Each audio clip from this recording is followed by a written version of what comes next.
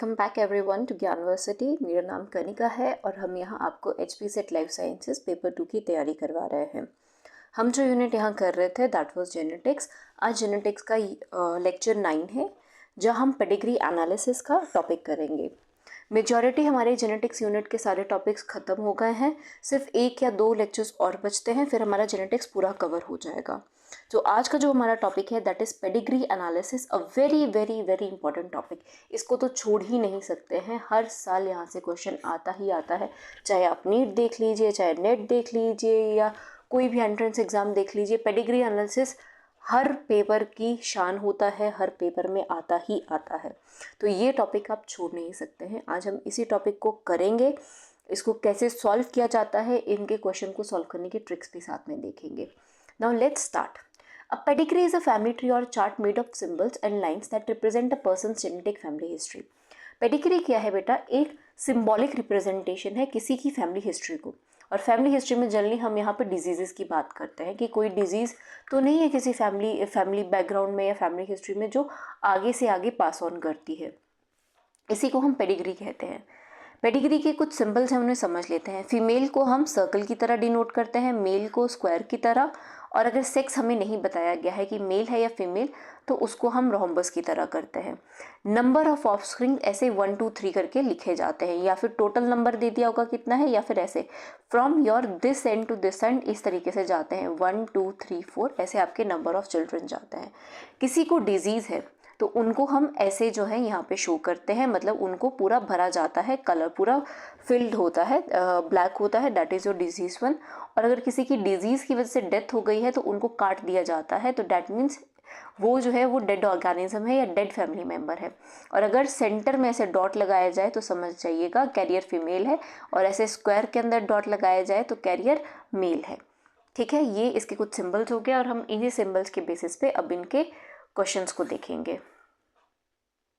Questions पे जाने से पहले हम बात कर लेते हैं पेडिग्री में कितने तरीके की बीमारियों को हम डिस्कस करते हैं, कितने तरीके के ट्रेट्स को। ठीक है, तो 4 तरीके के ट्रेट्स, 4 से 5 तरीके के ट्रेट्स को हम यहाँ पे करते हैं बेटा। पहला है ऑटोजोमल डिजीजेस। ठीक है, ऑटोजोमल में कि जिसमें ऑटोजोमल डिजीज आती है, इसमें ऑटोजोमल रिसेसिव डिजीजेज आती हैं, मतलब जो रिसेसिव जीन्स की वजह से होती हैं। सेकेंड हमारी होती है ऑटोजोमल डोमिनेंट, जो डोमिनेंट जीन की प्रेजेंस की वजह से होती है, मतलब ये या हेट्रोजाइगस कंडीशन में। फिर आते हैं बेटा आपका सेक्स लिंक्ड। ठीक है, जैसे हमने सेक्स लिंक इनहेरिटेंस की थी लास्ट लेक्चर में, उन्हीं के बेसिस पे जो बीमारियां होती हैं उसमें भी सेक्स लिंक रिसेसिव होती है और सेक्स लिंक डोमिनेंट होती है, मतलब इस या इस कंडीशन होने पे बीमारी होती है। और third is your Y link, जो जल्दी मेल, जो हमेशा मेल्स में ही होती है, कि वाई लिंक, वाई जो आपका सेक्स हार्मोन है, सॉरी सेक्स क्रोमोसोम है, उसके ऊपर कुछ प्रोटीन्स हैं और उनकी वजह से होने वाली जो डिजीजेस हैं। Now let's start with the first one, that is autosomal recessive inheritance. ठीक है, रिसेसिव में हमेशा याद रखिएगा आपकी जो है जनरेशन स्किप होती है। जनरेशन स्किप होने का मतलब क्या है कि अगर एक जनरेशन में, this is your first generation, फिर सेकंड जनरेशन, फिर थर्ड जनरेशन, अगर हो सकता है कि फर्स्ट जनरेशन में बीमारी दिखी हो, ठीक है, सेकंड में ज़रूरी नहीं है कि वो बीमारी दिखे, वो स्किप कर सकती है, और थर्ड में वो दोबारा से बीमारी आ सकती है। ऐसी बीमारी जो स्किप कर रही है जनरेशन्स को, याद रखिएगा, ये रिसेसिव इनहेरिटेंस का एक पक्का ट्रेट होता है। दूसरा पॉइंट क्या है, an almost equal number of males and females are affected. Autosomal disease है, ऑटोजोमल डिजीज में हमेशा याद रखना equal number and males and females are affected. ठीक है, तो इसमें मेल्स और फीमेल्स बराबर नंबर के इफेक्ट होते हैं, बिकॉज इसमें कोई सेक्स क्रोमोसोम इन्वॉल्व ही नहीं है, तो ये कोई पर्टिकुलर जेंडर ओरिएंटेड बीमारियां नहीं होती हैं।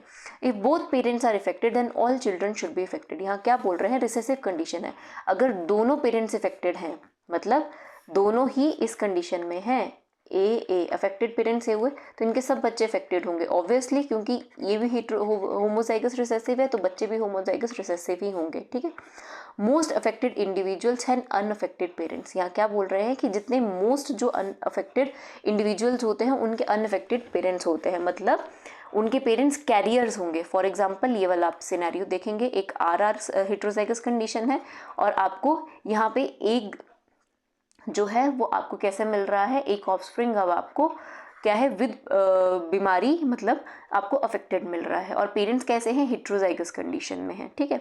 तो ऐसा आप देख सकते हैं कि मोस्ट ऑफ द केसेस ऐसा होता है, ठीक है। और क्या है, अगर ये डिजीज है तो पेरेंट को कोई डिजीज नहीं है, मतलब जनरेशन भी साथ में स्किप करी है। फिर आता है in most cases of unaffected people meeting with affected individuals, ठीक है। जब अनअफेक्टेड, ये वाला सिनेरियो देख रहे हैं हम, ये वाला जो हमें यहाँ दिया हुआ है, ठीक है।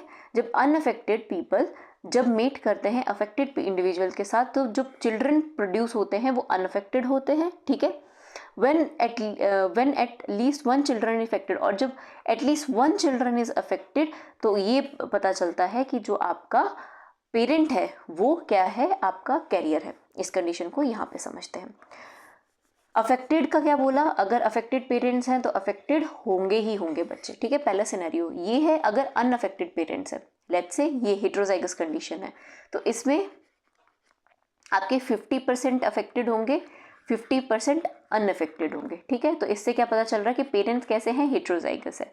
और अगर आपके पेरेंट्स डोमिनेंट है और एक अफेक्टेड है, तो आपके सब अनअफेक्टेड होंगे। ये कंडीशन आप समझ रहे हैं कि कैसे कैसे जीन्स का हिसाब किताब बन रहा है, ठीक है। Heterozygous parents will give 50% children जो कि अफेक्टेड होंगे। बड़े कॉमन से इसमें जो एग्जांपल्स हैं बेटा वो हैं आपके sickle cell anemia, thalassemia, Tay Sachs disease, cystic fibrosis, phenylketonuria. इनको आपने पढ़ लेना है, इन बीमारियों को लर्न कर लेना है, ठीक है। इन डिजीज़ेस को हम डिटेल में अभी पढ़ेंगे भी जब बीमारियां आएंगी, लेकिन आपने एज एग्जाम्पल याद रख लेना है कि ऑटोसोमल रिसेसिव डिसऑर्डर्स कौन से हैं, यहाँ से क्वेश्चंस आते हैं, ठीक है। Now let us come to the second type, that is autosomal dominant inheritance. बेटा डोमिनेंट जहाँ बात हो गई, जहाँ डोमिनेंट इनहेरिटेंस की बात हो गई, तो याद रखिएगा डोमिनेंट इनहेरिटेंस में कभी भी जनरेशन स्किप नहीं होती है। हर जनरेशन में आपको कोई ना कोई अफेक्टेड पर्सन मिलता ही मिलता है। क्यों? बिकॉज डोमिनेंट या तो होमोजाइगस कंडीशन में है या तो हेट्रोजाइगस कंडीशन में, और मेजोरिटी हर जनरेशन में ऐसा आपको जीनोटाइप देखने को मिलेगा, ठीक है। इनके अकर होने के चांसेस ज़्यादा होते हैं, इसलिए ये स्किप नहीं करते हैं जनरेशन्स को। इसमें समझते हैं, an affected person meeting with an unaffected person should produce 50% affected offspring, that is affected individual is heterozygous. क्या बात बोल रहे हैं यहाँ समझते हैं। एक अफेक्टेड पर्सन है और वो एक अनअफेक्टेड पर्सन के साथ क्या कर रहा है, मेट कर रहा है, ठीक है। तो आपका, ठीक है, अफेक्टेड अनअफेक्टेड के साथ कर रहा है, ठीक है। Sorry, this is the affected, this is unaffected. 100% आपके जो ऑफस्प्रिंग्स होंगे वो क्या होंगे, वो ये क्या होंगे, वो आपका बताएंगे कि जब ये मतलब डोमिनेंट कंडीशन में है, डोमिनेंट जब अफेक्टेड पर्सन है, तब ये बताएगा कि आपके 100% जब ऑफस्प्रिंग्स क्या है, अफेक्टेड है, तो मतलब आपके जो पेरेंट है, मतलब अफेक्टेड पेरेंट है, वो कैसा है, वो डोमिनेंट कंडीशन में है। वहीं अगर आपके 50% बच्चे अफेक्टेड और नॉन अफेक्टेड हुए, मतलब कि 50% अफेक्टेड है, 50% नॉन अफेक्टेड है, तो समझ लेना कि एक पेरेंट आपका क्या है, जो आपका डिजीज पेरेंट है, वो हेट्रोजाइगस जीनोटाइप कैरी करता है, ठीक है। ये कंडीशन, मतलब अगर ये हेट्रोजाइगस को मैं नॉन अफेक्टेड के साथ करूंगी तो मेरे रिजल्ट में ये आएगा 50% अफेक्टेड एंड आर मतलब कि 50% अनअफेक्टेड। मतलब पेरेंट्स कैसा था, पेरेंट आपका हेट्रोजाइगस कंडीशन में था। नेक्स्ट इसमें बेटा है distribution of trait among sexes is almost equal. वही बात है, जहाँ ऑटोजोमल बेटा, जहाँ भी ऑटोजोमल डिजीजेस की बात आ जाएगी, समझ लेना मेल और फीमेल्स दोनों का अफेक्ट करते हैं और ऑलमोस्ट इक्वल होता है। इसमें ये नहीं है कि लड़कों में ज़्यादा होगा या लड़कियों में ज़्यादा होगा, ठीक है। ट्रांसमिटेड बाय अदर सेक्स, कोई भी इन बीमारियों को ट्रांसमिट कर सकता है। Common examples are familial hypocholesterolemia, Huntington's chorea, Marfan syndrome, brachydactyly, ठीक है। ये आगे कुछ बीमारियां हैं, ठीक है। ये स्किप नहीं करते हैं जनरेशन्स, ठीक है, वही चीज़। अब आते हैं सेक्स लिंक्ड बीमारियों पे, ये थोड़े से ट्रिकी होते हैं।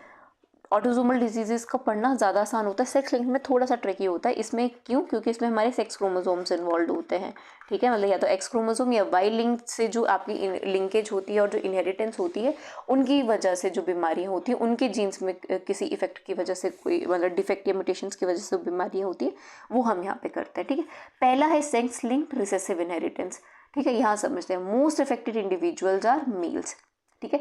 रिसेसिव कंडीशन है, मेल्स होते हैं, फीमेल्स भी होती है। मेल्स क्यों होता है बेटा? बिकॉज मेल में एक सिंगल एक्स क्रोमोसोम है, ठीक है। बाई का तो कोई काम ही नहीं है। एक अगर कैरियर का एक सिंगल हेट्रोजाइगस में से एक भी आ गया, मेल के इफेक्ट होने के चांसेस ज़्यादा हैं, ठीक है। Affected male results from mothers who are carriers, इस कंडीशन में याद रखेंगे जो अफेक्टेड मेल्स होते हैं वो अपनी मदर से आते हैं, क्योंकि मेल्स के अंदर मेल एक्स क्रोमोसोम कहाँ से आ रहा है, मदर से ही आ रहा है ना, तो वो मदर से आता है। मदर आपकी कैरियर भी हो सकती है और डिजीज्ड भी हो सकती है, ठीक है। एक कंडीशन यहाँ पे देखते हैं, हेटेरोजाइगस मदर है, ठीक है, और आपका ये वाली कंडीशन है, ठीक है। यहाँ देखते हैं, फर्स्ट कंडीशन में आपकी फीमेल है, मेल आपका कैसा होगा, नॉर्मल होगा जब आपका ये ए प्रेजेंट होगा।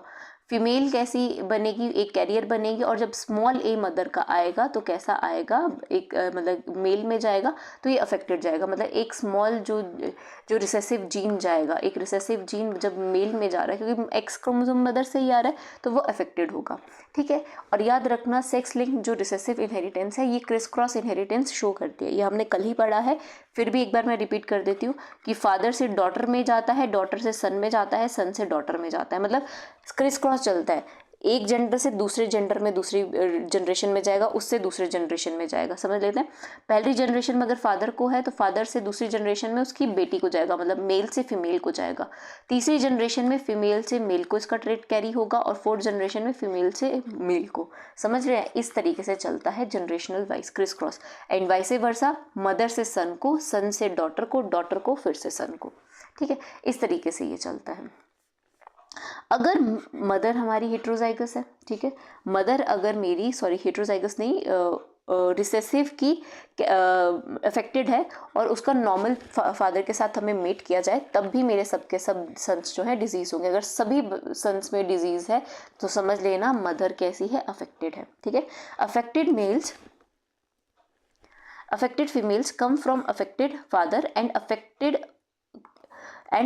और कैरियर मदर, मतलब अफेक्टेड जो फीमेल्स हैं वो किससे बनती हैं, या तो अफेक्टेड फादर से आएंगी, ठीक है, या फिर किसी कैरियर मदर से या अफेक्टेड मदर से आएंगे, मतलब जो एक्स क्रोमोसोम है या तो उनको फादर से आएगा या मदर से आएगा, तो मतलब दोनों से ही आ सकता है, ठीक है। अफेक्टेड फादर से आएगा, कैरियर फादर तो इसमें कभी होंगे ही नहीं, ठीक है। एक चीज़ याद रखना, कैरियर सिर्फ मदर होगी। Sons of affected female should be affected, और जो अफेक्टेड फीमेल्स हैं उनके बेटे सबके सब 100% अभी पढ़ के हटे अफेक्टेड होंगे। Approximate half of the sons of carrier should be affected, carrier mother के हाफ ऑफ द सन्स मतलब 50% सन्स जो हैं वो अफेक्टेड होंगे। ये अभी हम पढ़ के देखे, पहला पॉइंट ही इसका यही था, ठीक है। बीमारियां कौन कौन सी है, hemophilia A and B, colour blindness, Duchenne muscular dystrophy, ये कुछ बीमारियां हैं जो इसकी एग्जाम्पल है। Now let us come to the sex link dominant inheritance, वही है मतलब डोमिनेंट जीन यहाँ पे काम कर रहा है। Trait does not skip generation, याद रखना जहाँ डोमिनेंट बात आ गई वहाँ जनरेशन कभी स्किप नहीं करेंगे, ठीक है। Affected females comes from affected mothers, मतलब डोमिनेंट जीन है तो मतलब ये कंडीशन में बीमारी है, ठीक है, चाहे ये है चाहे ये है, मतलब ये ज़्यादा होगा, ये ज़्यादा विजिबल होगा, ज़्यादा दिखेगा, ठीक है, क्योंकि आपके पास हेट्रोजाइगस या डोमिनेंट ज़्यादा प्रिविलेंट जीनोटाइप्स होते हैं। तुम अफेक्टेड जो मेल्स होंगे, मेल्स जो अफेक्टेड होंगे वो मदर से ही आएंगे ऑब्वियसली, क्योंकि एक्स क्रोमोसोम मदर से आ रहा है, ठीक है। Approximate 50% of children of affected heterozygous females are affected, यहाँ समझते हैं, यहाँ हमारी हेट्रोजाइगस मदर है, ठीक है, अफेक्टेड है, ऑब्वियसली अफेक्टेड हेट्रोजाइगस कंडीशन में भी, और नॉर्मल हमारा मेल है, तो इसके अगर आप 50% चिल्ड्रंस देखेंगे, चाहे डॉटर है चाहे सन है, ठीक है, 50% कैसे हैं, 50% आपके अफेक्टेड है और 50% आपके अनअफेक्टेड है, ठीक है। Affected females come from unaffected mothers और फादर, ठीक है, वही बात, क्योंकि हेट्रोजाइगस कंडीशन भी से भी काम चल जाएगा, और एक्स क्रोमोसोम मदर फीमेल्स में कहाँ से आ रहा है, या तो मदर से आ रहा है या तो फादर से आ रहा है। All daughters but none of the sons of an affected fathers are affected, कि अफेक्टेड फादर की सारी बेटियां जो है वो क्या होती हैं, अफेक्टेड होती हैं, जबकि सन्स जो है अफेक्टेड नहीं होते। सीधी सी बात क्या है, फादर अगर अफेक्टेड है, लेट्स से ये वाला कंडीशन है, तो इसका एक्स क्रोमोसोम तो डॉटर में ही जाएगा ना, मेल बेटे में तो जाएगा नहीं, बेटे को तो वाई ही देगा। तो अफेक्टेड फादर की जितनी बेटियां, और डोमिनेंट जीन है, डोमिनेंट जीन जिस जिस बेटी को देगा सभी बेटियां क्या होंगी, अफेक्टेड होंगी, चाहे हेट्रोजाइगस कंडीशन में हो चाहे होमोजाइगस कंडीशन में हो, बट अफेक्टेड ही होंगी। ऑल डॉटर्स, मतलब वही बात है, अफेक्टेड फादर की सभी बेटियां अफेक्टेड होंगी, लेकिन बेटे अफेक्टेड नहीं होंगे, क्योंकि बेटे को वो एक्स क्रोमोसोम दे ही नहीं रहा है, ठीक है। इसमें जो एग्जांपल आता है विटामिन डी रेजिस्टेंट रिकेट्स, ठीक है।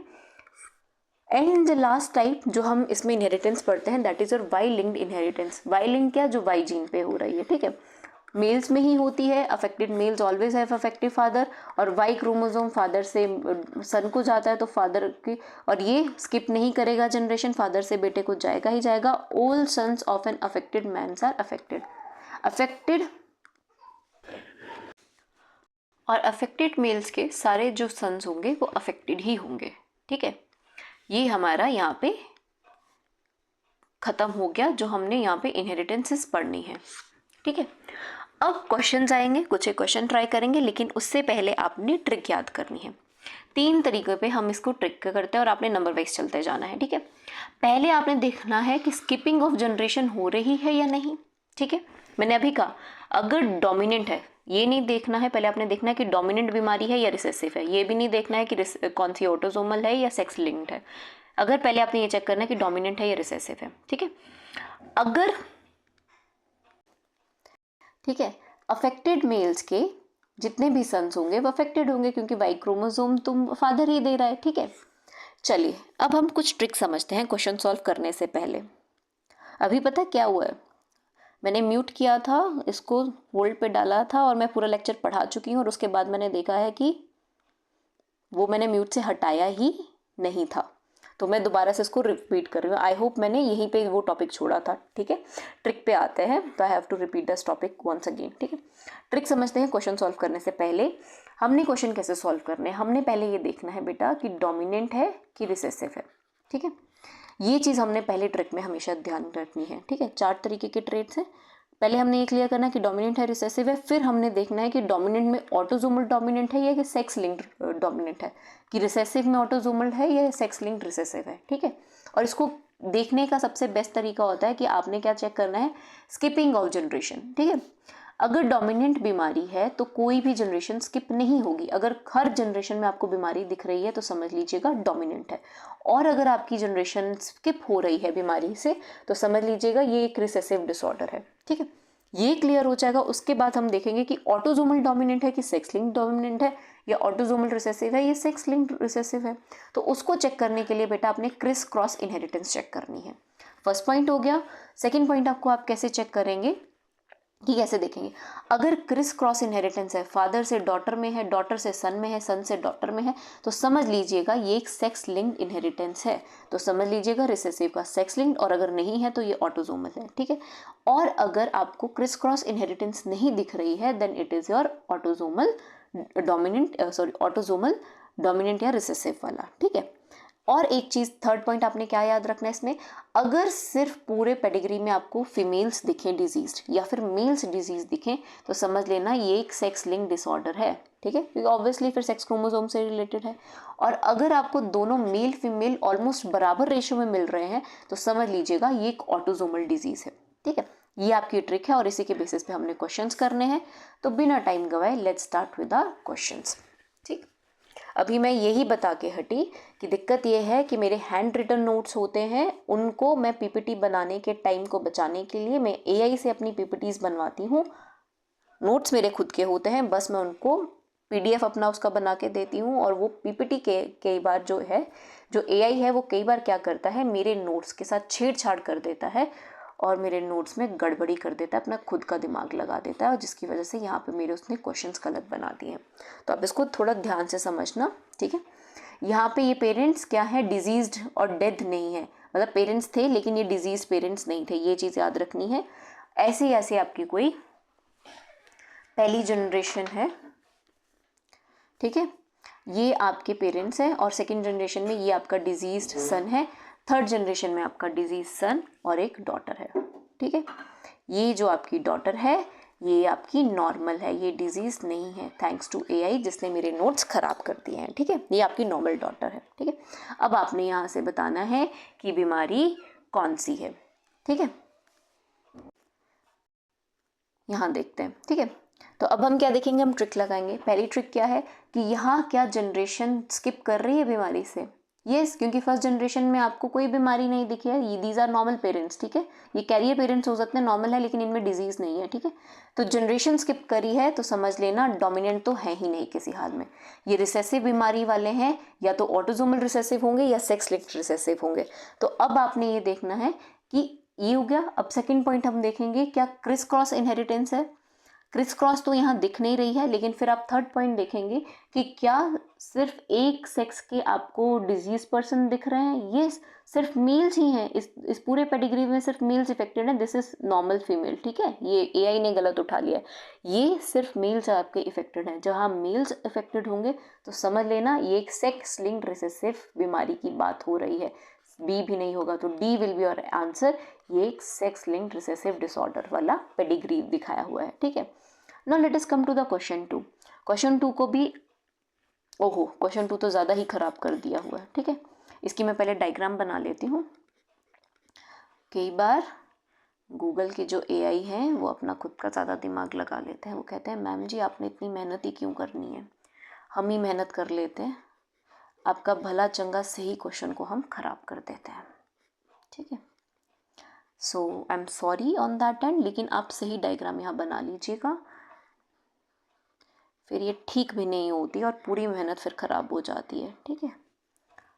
पर क्या करें, टाइम बचाना होता है, टाइम की ही किल्लत है सारी। टाइम बचाने के लिए थोड़ा सा कॉम्प्रोमाइज़ हम यहाँ कर सकते हैं, क्योंकि मैं पढ़ा रही हूँ तब मैं इसको ठीक कर दूँगी, रेक्टिफाई कर दूँगी जो इन्होंने यहाँ पे गलतियाँ की हैं। So this is your pedigree, ठीक है। अब आपने बताना है कौन सी बीमारी है। फर्स्ट हमने ट्रिक में क्या चालू करना है, क्या जनरेशन स्किप हो रही है, फर्स्ट जनरेशन में कोई बीमारी नहीं, तो मतलब डोमिनेंट तो है ही नहीं, ए और सी में से कोई आंसर होगा, ठीक है। सेकंड जो है, सेकंड में अब आप ये देखेंगे क्या इसमें मदर से डॉटर को सन से ऐसा कुछ है, ऐसा कुछ नहीं दिख रहा है, क्रिस क्रॉस भी नहीं दिख रही है। फिर आपने क्या देखना है, फिर आपने देखना है number of males and females, क्या इसमें सिर्फ मेल्स हैं या सिर्फ फीमेल्स हैं, नहीं, लेकिन इसमें मेल्स और फीमेल्स दोनों ही अफेक्टेड हैं, तो मतलब सेक्स लिंक इनहेरिटेंस तो है नहीं। जहाँ दोनों अफेक्टेड होते हैं वो क्या होते हैं, आपकी ऑटोसोमल रिसेसिव डिसऑर्डर्स होते हैं। Then your answer will be autosomal recessive. Recessive क्यों निकला, क्योंकि स्किपिंग ऑफ जनरेशन है। ऑटोसोमल क्यों निकला, क्योंकि दोनों सेक्सेस में बराबर बराबर आपको जो है रिजल्ट देखने को मिल रहा है, ये डिजीज देखने को मिल रही है। सो आपका A will be your answer.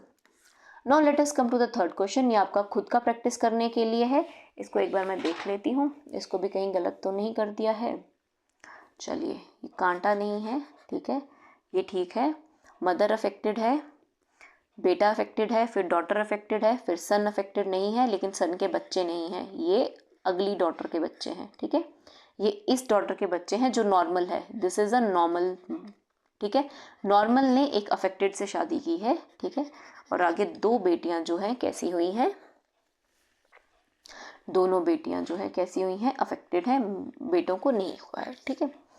This is your condition, ये ऐसा कुछ होगा, ठीक है। अब इसको आप सॉल्व कैसे करेंगे, पहले ये देखिए कि डोमिनेंट है कि रिसेसिव है। स्किपिंग ऑफ जनरेशन है, नहीं, हर जनरेशन में डिजीज दिख रहा है, तो सामने पता चल रहा है कि डोमिनेंट बीमारी है, रिसेसिव तो कट गया, ठीक है। अब डोमिनेंट में अब आप देखेंगे, इसमें अब फिर आप देखेंगे कि मदर से बेटे को हो रही है, लेकिन आगे बेटे को, और यहाँ फादर से बेटियों को हो रही है। अरे ये तो दो कंडीशंस बन गई, दो तरीके के पेडिग्री बन गए, लेकिन आपने इसमें कंफ्यूज नहीं होना है। Number of males and females अगर आप देखें, मेल फीमेल दोनों में है, लेकिन आप फिर ऑप्शन में जाइए। इतना कंफ्यूज क्यों होंगे, क्योंकि आपको ये भी सॉल्व करना पड़ेगा, ये भी सॉल्व करना पड़ेगा, नहीं होना है। क्या इसमें सिर्फ मेल्स अफेक्टेड हैं, बचे हुए ऑप्शंस देखिए, एक है डोमिनेंट वाई लिंक्ड, एक है डोमिनेंट एक्स लिंक्ड। क्या सिर्फ मेल अफेक्टेड है, नहीं, फीमेल्स भी हैं। और वाई लिंक डिसऑर्डर का क्या खासियत है, वो सिर्फ मेल्स में होती है, तो मतलब बी भी ऑप्शन कटेगा, क्योंकि मेल्स के अलावा फीमेल्स में रज रज के है। तो आपका ऑप्शन क्या आ जाएगा, A, this disease is a dominant X linked, ठीक है। इजी ब्रीजी आंसर, थोड़ा सा कॉमन सेंस लगाया और क्वेश्चन आपका सॉल्व हो गया। इसी तरीके के क्वेश्चंस आते हैं जब हमारा कंप्लीट सिलेबस हो जाएगा, हम प्रैक्टिस सेट्स लगाएंगे, तब हम पेडिग्री के भर भर के क्वेश्चंस करेंगे। बहुत मज़ा आता है पेडिग्री के क्वेश्चन सॉल्व करने के लिए।